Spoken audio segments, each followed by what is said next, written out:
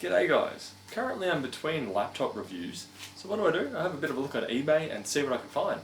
And today I came across the Acer Nitro 5 A515-55.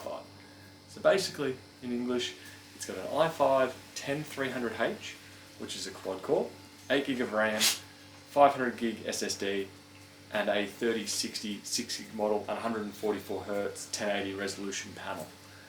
And I picked it up for about $870 Australian, which in US dollars I think that falls to about $660, which is pretty decent, especially when the only real upgrades that I really needed to do to this machine was to upgrade it from 8GB to 16GB of RAM. I did have a look to see if the BIOS required an update or could have an update to get the higher wattage, but that has already been done by the previous owner.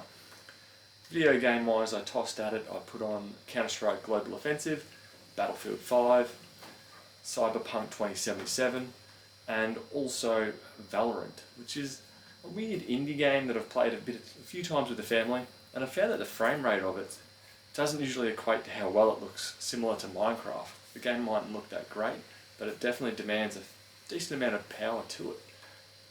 So with the general clean, the RAM upgrade, and just the general freshen up, new drivers, this is running considerably better than what it first did when I first purchased it.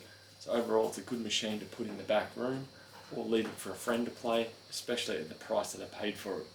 So overall, I still, even in 2022, a nice cheap Acer Nitro 5 is still a decent gaming computer or gaming laptop to purchase. So they still get my thumbs up for that. Anyway, I'll catch you guys later. Bye.